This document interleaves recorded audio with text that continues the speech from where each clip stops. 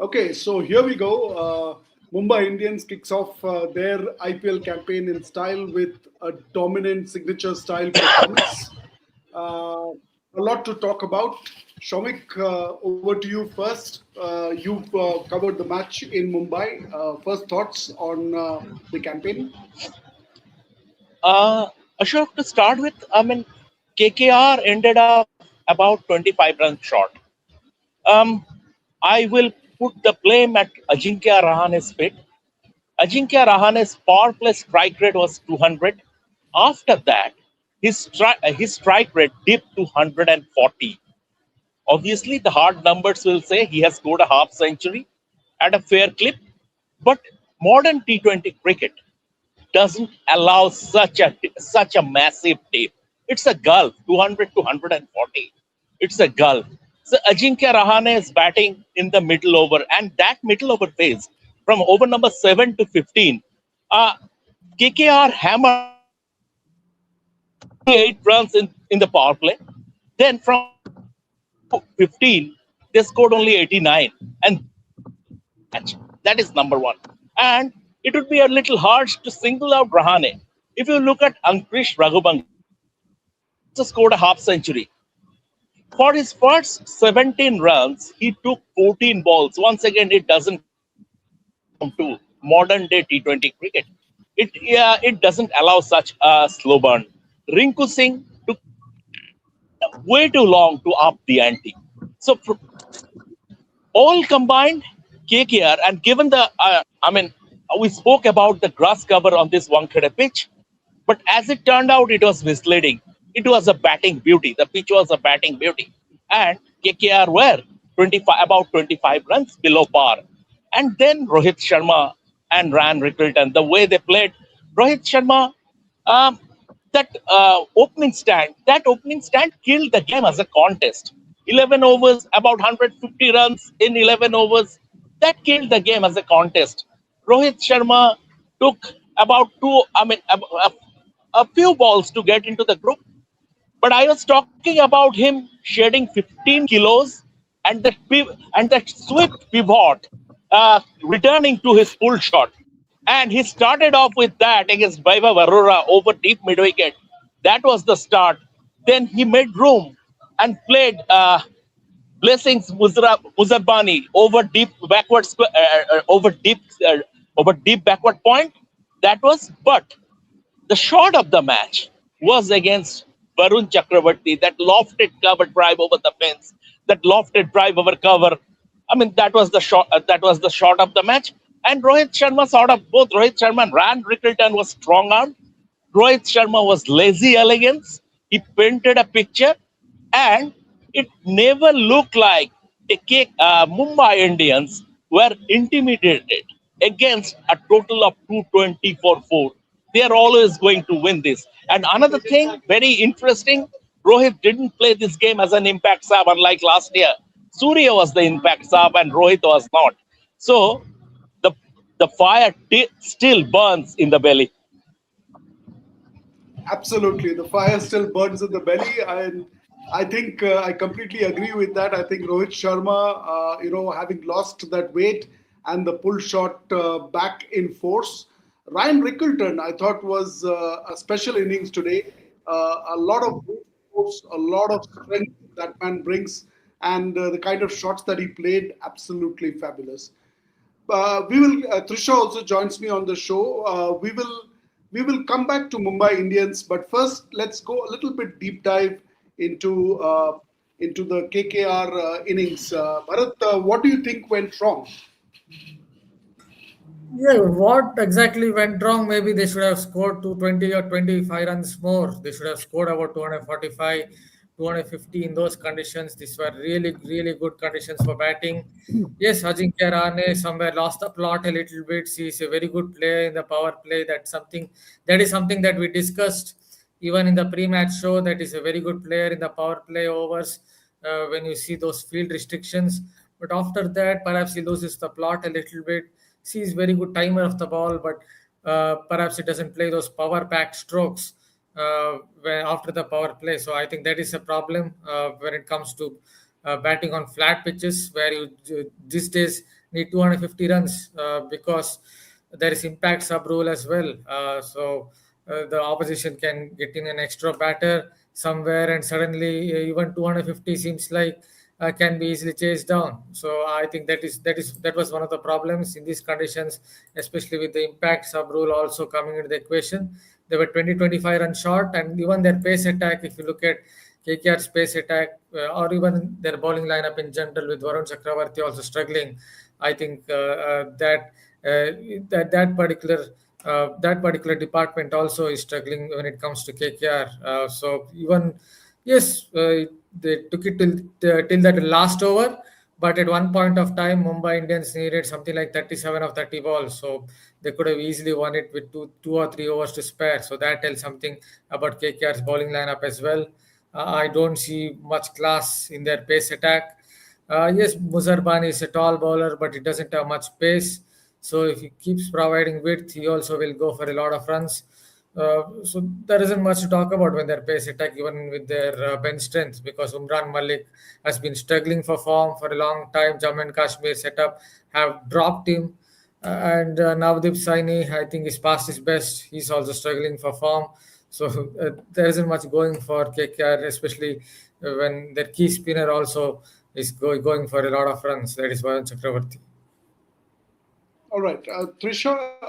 In the pre-show we talked about what could be the kind of par score on this wicket given the conditions. In the match yesterday in Chinnaswamy, we thought that SRH was perhaps 20 runs short, and here KKR scores 220, but it's still 20-25 runs short, like Bharat said. So, what's your take? One, what would have been a par score here, and two, what did they get wrong? Well, I thought I mean the power pack batting that Mumbai has, you have to score somewhere around 250. I felt. I know it. The way we are speaking about it. At one time, we had started where 250 was a good ODI score. Now we are saying 250 is a good T20I score. But that's how it is. The pitch absolutely was a belter of a track. There was nothing for the bowlers. God help them.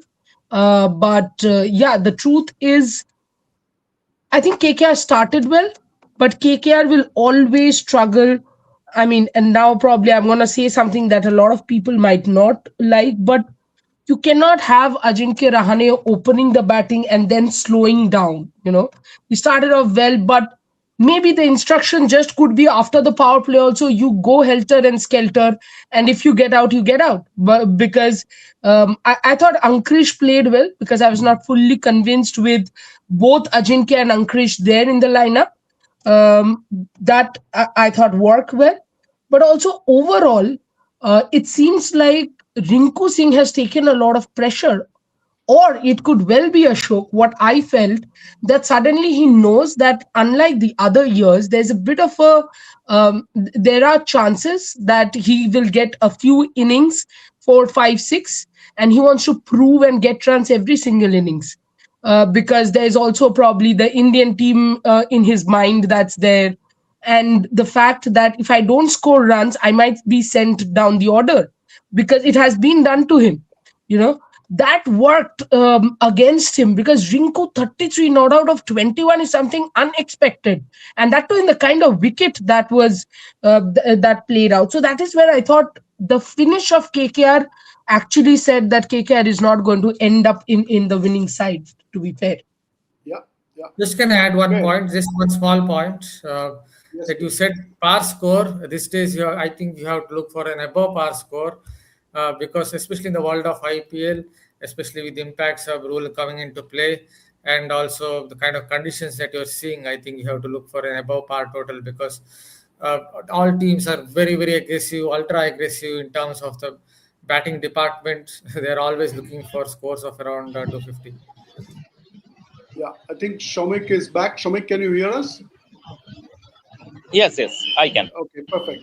So, a direct question. Did KKR miss a trick with Cameron Green? I thought they would employ him to bowl, maybe in the power play at least a few overs. We didn't see him bowl. In the pre-show, we spoke a lot about, the high value buy that he was for KKR. So are they missing a trick somewhere? I don't think Cameron Green is still in a position to bowl. At the nets, he was just rolling his arm over. He's not. He's still not. And I think it is. They will have to be in sync with Cricket Australia to use him properly as a bowler, because his workload management, everything, injury management is being done by Cricket Australia, and KKR will have to be in sync with Cricket Australia. So that is. And once again, it was high risk. Once again, 25 crore for Cameron Green, with a question mark over his bowling. It was high risk. I mean, since the day of the auction, I have maintained that KKR has put too many eggs on one basket in terms of in terms of getting roping in Cameron Green for such a for such 25 crores. I mean, um, some certain auction dynamics, you cannot you cannot basically, you cannot justify them. Sometimes it defies logic also. So, but this is just the first game. I think they got Cameron Green's batting order right. He will have to bat at number 3. They got Cameron Green's batting order right. But Sarka 2026, you cannot play Ajinkya Rahane in T20 cricket. End of story. Ajinkya Rahane and Ankrish Raghuvanshi in the same lineup. Ankrish later, Ankrish Raghuvanshi, he upped the ante. But once again, 14 balls for his first 17 runs.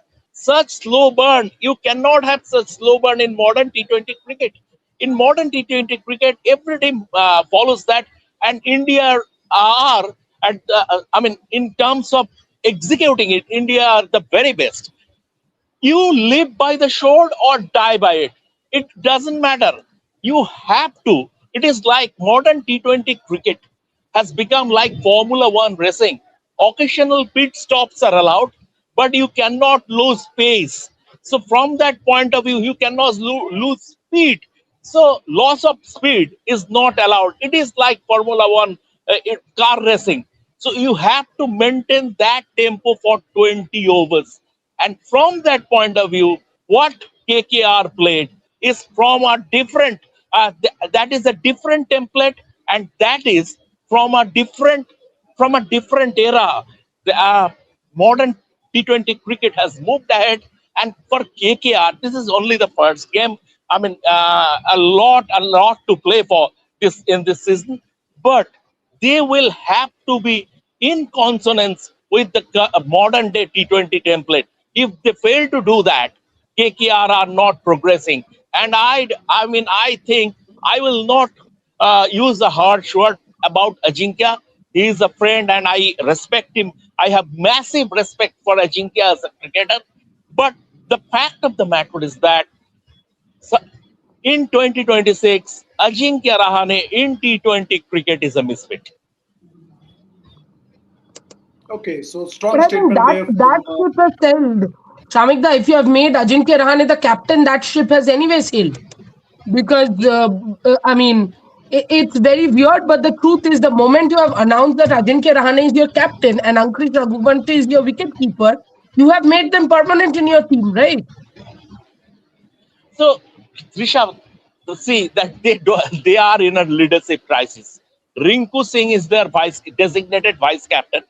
So Rinku Singh, I don't know about Rinku Singh as a leader, as a captain. So Rinku Singh, if see, it's a very ruthless world. Franchise cricket is very ruthless. Going ahead, if Ajinkya doesn't live up to expectations, he will be benched, and then Rinku Singh will take over. Rinku Singh. Now, the thought process of a lot of franchise, a lot of in the IPL is that captain is just the figurehead.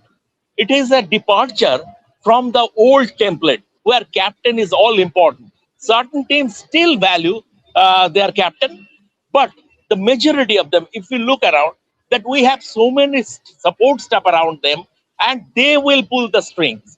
Head coach will pull the strings, and captain is just a figurehead. So that is the thought process of a lot of franchises in the IPL or in the T20 league. So from that point of view, if Ajinkya fails to live up to expectations, and once again, I have massive respect for Ajinkya as a cricketer.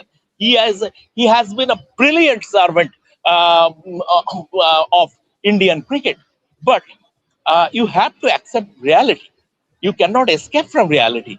That and it says that in in the age of the Abhishek Sharmas, the Sanju Samsons, and all those power hitters, all those marauders up front, Ajinkya Rahane belongs to a different era, and he doesn't.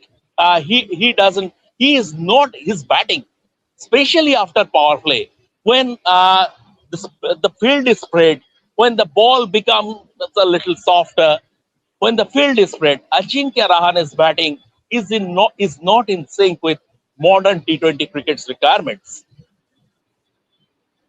All right, Shomik, let me just change tracks here. Trisha, this is for you. I mean, how difficult is it to bowl on tracks like this? Take the match yesterday at Bangalore or the one at Wankhede today. We saw Jacob Duffy bowling short of a length and getting those wickets. Today, Shardul Thakur got those 3 wickets. So is it a question of experience weighing in? How difficult is it to really bowl on these conditions? While batting, I think we've covered in some detail. When it comes to bowling, what do you think is missing? I think that in these kinds of wickets, you really have to come with 2, 3 plans as a bowler. Which I think someone like Bhuvaneshwar Kumar, even though he might not have had the same impact like a Jacob Duffy, but in different phases you have to come with the different variations. And if you look at the way Abhishek Sharma got out, I know Jacob Duffy was outstanding, but also Bhuvaneshwar Kumar actually set him up, and then Jacob Duffy got the wicket. Again, I'm repeating, Duffy was excellent, but Duffy also came with a plan where he used his strength, which is his height. Like everybody has an USP, right? Jacob Duffy has that height, which he used well when he bowled. He's a hit the deck bowler. He bowled short, and he got those wickets. So I think it's more about coming with variations and then praying to God. Because other than that, in this pitches that were at night with the dew setting in, you can only just hope that whatever plan you have come with, the batter fails. And that is a complaint I will always have with leagues like IPL and WPL. I feel they leave nothing for the bowlers, to be fair. And one more thing, Trisha, in these conditions, it is very important that as a bowler, you know your angles and you cut down your angles and you set the field accordingly. You look at Shardul; he knows Wankhede like the Absolutely. back of his hand, and Yeah. he knows Wankhede like the back of his hand. The way he cut down the angles, the way in terms of field setting, he was absolutely perfect. So that is also very important. And then, as you said, over to God. Yeah. All right, Bharat, just building on that question, I mean, at the midway break, when they asked Ankush Raghuvanshi about whether the total was enough, he said that we have 2 spinners who can make the ball turn even on a glass surface. But we saw, Varun Chakravarti went for a lot of runs, and the spinners didn't get that purchase. Now, if you see what Trisha is saying, what Shomik is saying in terms of constructing an over from a bowling perspective, mixing it up, how difficult is that challenge? Yeah, in these conditions, it's always going to be very difficult. First of all, your best ball can go for a six. If your best ball is going for a six, then you would start to think, what else can I do? So uh, from a bowler's perspective, it's obviously very difficult. Some would tell that a fast bowler has to look at a lot of variations, has to look at deceiving the batter with variations. I think that is what Shardul Thakur did really well. That could be in relation to your arm speed. The best of bowlers when it comes to variations, the best of pace bowlers, you don't really see any kind of what can you say signal, or your arm speed doesn't really change at all in terms of the slower one. So I think that is where Shardul Thakur really did well, or that is where Jasprit Bumrah did really well in the T20 World Cup, or for the matter, Lungi and Giddy. Because if you look at their arm speeds, it doesn't really change at all. That is when you can deceive a batter in these conditions, because you are not going to get any grip in this on the surfaces. So you have to do something with relation to your action itself. So I think that is where you have to give credit to Shardul Thakur. Otherwise, it's going to be very difficult for a fast bowler because even if you bowl 145 kilometers per hour, it could sail away over the boundary rope. Yes, if you are a very tall fast bowler, if you get some bounce, if you get your lines right, try to tuck up the batter, then you might do well in these conditions. Yes, but again, you saw with Muzar Bani, he was providing a little bit of width, and that was enough for the opposition batters to score a lot of runs. So even then, the Fair enough. margin of error is very less. So very little you can do other than variations where your arm speed comes into the equation. Fair enough. We've got some questions, but before I go to that, Shomik, just thinking about the Mumbai batting that we saw today, they have in the lineup that they had today, they had four right-handers, three left-handers, and Mitch Santner and Will Jacks is yet to join the squad. Are they the strongest batting unit that we have in this season of the IPL? Yes, I think so. I think so. And if you look at the Indian core in that batting lineup, Rohit, Tilak Verma, Surya, and Surya being a World Cup winning captain, being played as an impact sub. So Surya, Tilak, Rohit, Hardik. If you look at the Indian core of that batting lineup, and it is at the end of the day, it is the Indian Premier League. You can fork out 25 crore for a marquee foreigner. That is fine. But at the end of the day, you cannot play more than four overseas players. So it is the Indian Premier League. And when you have that kind of an Indian core, obviously, the only concern at this moment in time is that for Mumbai Indians, a spin bowling. Because Allah Ghaznfar on his IPL debut, he was expensive, gave away 51 runs in his 4 overs. But once Mitchell Santner is back and Will Jacks is back, I think that problem will be addressed. On the other side, when I see KKR, plenty of problems. In the sense, first of all, they are very unlucky in terms of losing out on Harshit Rana, Matisha Pati Rana. They are one another expensive buy. There is a question mark when he will join. And I think the biggest problem is Varun. The biggest concern. The mitigating factor is that off late Varun has played on belters. That could be the mitigating factor. But that fear factor is clearly gone. In the sense, opposition batsmen are now targeting Varun Chakravarti. So he might have to. It is, I don't see any skill set issue. It is the confidence issue. And Varun needs to regroup himself very quickly. Otherwise, KKR will be in serious trouble. For sure. Okay, let's take some questions. Trisha, there is one question directed straight at you. It says, Trishadi, your opinion on the brilliant strategies of Abhishek Einstein Nair for playing both Rahane and Raghuvanshi together on a modern T20 setup and the genius idea of making Narayan bowl 3 overs. Why do I have a feeling that these are the same people who used to watch WPL? Because I have been quite vocal about Nair's strategies in WPL as well.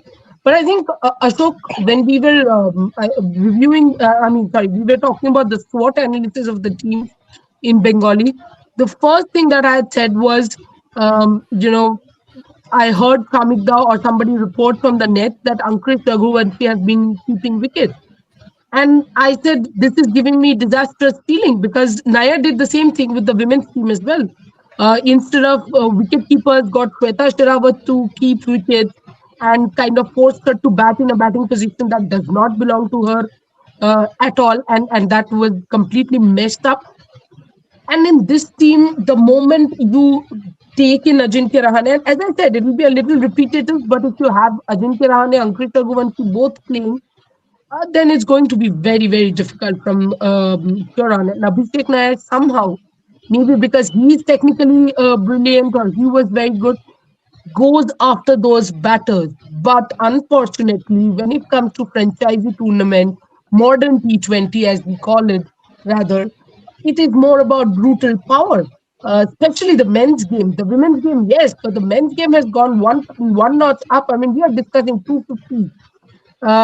And this fascination for making wicket keepers out of batters who are technically good, so that you can place them and make them play in the playing 11, batters who would otherwise not find a place in the playing 11, is something that Abhishek Nair has gone wrong with, I feel.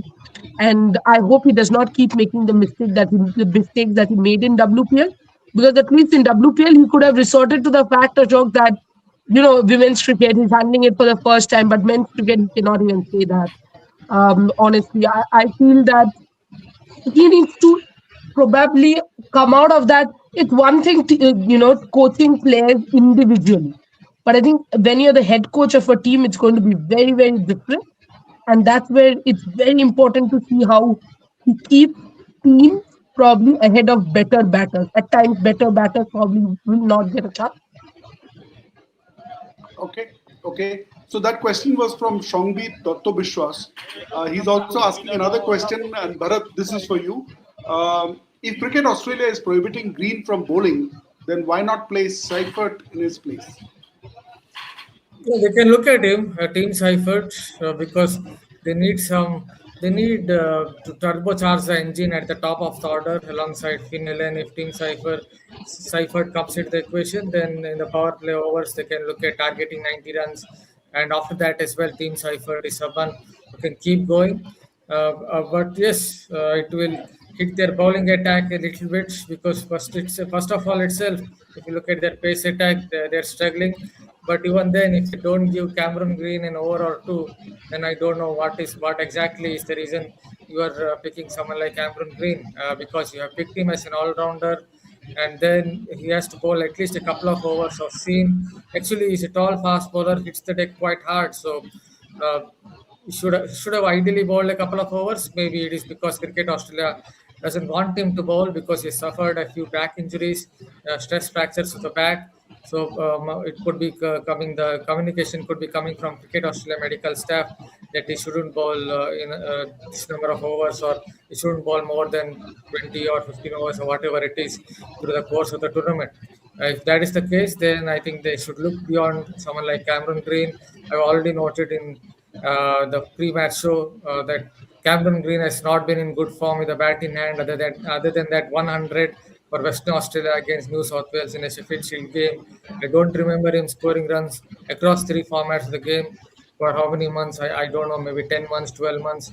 He's hardly done well with the bat in hand as well. So, in that sense, with impact sub rule also in place, they can someone like KKR can look at experimenting with the Team Seifert, because if they really need to, for example, if they're batting first, Team Seifert gets out for maybe 20 or 30 runs, then obviously with impacts sub rule in place, then they can get in a bowler as well. Okay, That is how they can definitely look at with KKR. sure. Last few minutes on the show. Shomik, this question is from Gitesh.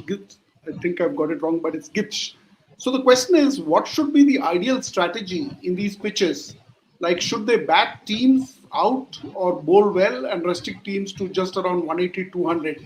Easier said than done, I guess, to say restrict to 180, 200. So how would you kind of define a strategy here? On this pitch, if you want to restrict a batting lineup in a team within 180, you need four Bumrahs. That is not possible.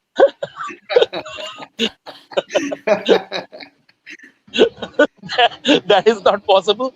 The, it is about Mary Hell batting, Ashok. It is about Mary, no holds barred batting. Simple as that. But Trisha raised a very good point about Ankush Raghuvanshi being wicketkeeper. See, Trisha, you know that is the conundrum. Uh, if they don't play Ankush Raghuvanshi as a wicketkeeper, they cannot bring on Robman Powell, because four foreign players, you have to play Sunil Narayan, who is untouchable. Cameron Green, 25 crore buy, you will have to play him. Now, given how porous their pace bowling attack, their pace attack is, Blessing Muzarbani will have to play, and Finn Allen at the top, and he is the only player who played a proper T20 innings. That start he gave, that's why KKR raced to 78 in the power play. So Finn Allen, So you have to sacrifice Finn Allen and use Ankush Raghuvanshi as a wicketkeeper to include Robman Powell in the playing 11. Now, Ankush Raghuvanshi, as I was watching his wicket-keeping drills with Dishant Yagnik, he is still a work in progress. He's still, I mean, you cannot play him in a competitive game. The number of times he drops the ball, it's not about for a wicketkeeper, it's not about taking spectacular catches. It is about being consistent. And the number of times Ankush Raghuvanshi as a wicketkeeper, the number of times he drops the ball. So he's still a work in progress. He's still young and he's working under Dishant Yagnik. He's still a work in progress. So that is the conundrum. Let's see how it happens.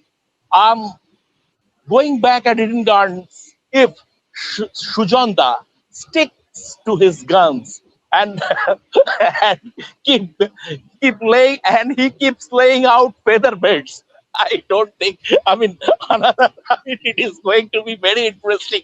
The next few days will be pretty interesting. Absolutely. Trisha, yesterday we saw Virat Kohli play that gem of an innings, vintage style shots. Reminded me of the Champions Trophy, some of those shots. And today, Rohit Sharma, 15 kilos lower weight and playing that pull shot to perfection. Your thoughts on that? Yesterday only I had predicted, Ashok, that this IPL is going to be Rocco's IPL. And that's exactly how it is going to be, because they have no monkey on their back, and they are all guns blazing, proving there's a bit of a aspect there where both of them want to prove that we have things to offer for the 2027 World Cup. Having said that, there's also a lot of pressure of the back. So I feel both of them are going to hit the ball from like right from the beginning. They will play more freely, express themselves much better, and that's exactly what happens. So either the orange cap goes to London or it stays in Mumbai. We have to see what happens. Nice. Can I just Okay, add Ashok, so one? last, Yeah, yeah, just Shomik. Ashok, they would be closing the praise box pretty soon. So just I will take your lead, but before that, just a bit of continuation on Virat and Rohit. See, at this stage of their career, their cricket is 100% mental. As far as their Yeah, batting, as far as their technique is concerned, their cricket is 100% mental. And yeah, Rohit and Virat are, I mean, they are in a very, very good mental space. That is the key. They are not carrying any excess baggage. Last yeah, year, or the year before last, there were some uncertainties. I mean, Rohit Sharma losing India captaincy, Rohit Sharma losing Mumbai Indians captaincy, but now he is at peace with himself. Virat Kohli is very much at peace with himself, and what we have been witnessing out there in the middle is a reflection of that. Because as regards the leather and willow part, they have they have gone beyond that stage. That will come naturally. They know what to do. They don't need a coach. They don't need anything. Who will teach Rohit Sharma and Virat Kohli? They are their biggest teachers. It is about being that happy mental space, and they are brilliant. They are in absolutely right headspace, and that's what we have been witnessing is a reflection of that. can I just add Okay. But one with point, Rohit Sharma? Yes. Just one but point. with that, Yes. Ashok, I will take your leave because I will have to go back to praise box to collect my laptop and everything. All right, Shomik, we'll let you go. But Bharat, Trisha, we will sum it up with that. But Bharat, you had a point. Yeah, about Rohit Sharma, I just wanted to add a point. When he's going well, it feels as if he's relying more on timing. But there are times, maybe somewhere in 2024, a couple of years ago, when he was trying to muscle the ball too much, and that is when you feel like he's not exactly in good form.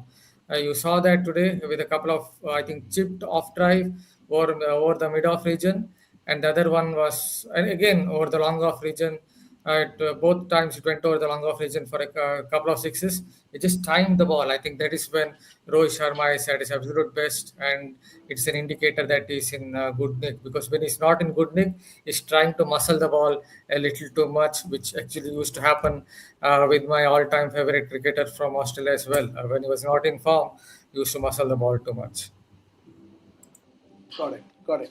Okay, so the last question really for both Trisha and you, Bharat. First, Trisha, this match was played on the same pitch that India played against England in the semi-finals, and the margin of victory was just 7 runs, right? So, and in this show we have spoken about how the margins are becoming wafer thin. It's too early, with 2 matches to talk about any big learnings. But clearly, one thing that we can for sure say is that there is very little scope to slow down the batting innings. We've seen yesterday how Ishan Kishan and Aniket Verma both played, innings which reminded me of even today. You had Ajinkya Rahane and you had Ankrish Raghuvanshi coming. So in a way, it's kind of similar, but not good enough. So I'm just going to leave it there. But any quick thoughts in terms of how you see this league progressing basis the first 2 matches? I think you have to pick up wickets in the initial stages. It is still that way. Batters are going to win you matches, but ultimately the bowlers. Today also, if you actually go back, that Shardul Thakur spell where he picked up 3 wickets, kind of changed the momentum, made it a little more difficult for KKR. And if you look at the economy rates as well, you will see Mumbai, be it Jasprit Bumrah, be it Shardul Thakur, and both of them have actually given less than 10.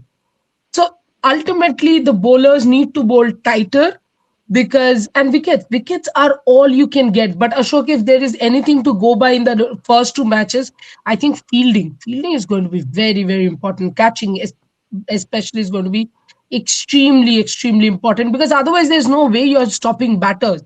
The pitches will be like this. It wouldn't be a huge change in the pitches. They will be belters. That's what draws the crowd, and that's what you will get. Absolutely. Bharat, Trisha makes a very, very valid point, Yeah. and it's borne out by the fact that the player of the match is Shardul Thakur with 3 for 39. So I think Trisha is absolutely spot on there. Bharat, your views, quick thoughts on the first 2 matches? Yeah, as a bowler, you just have to innovate in these conditions.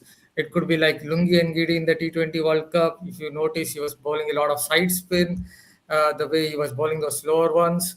It could be a bit like Jasprit Bumrah with his cutters, with that overspin that he was imparting, and also the dip on the batsman that he was getting with the slower ones. So you have to keep innovating as a bowler. It could be in relation to your arm speed, where there is no real change in your arm speed. So bowlers have it tough in these conditions. They have to really bring out their A game because even your best ball can go for a six.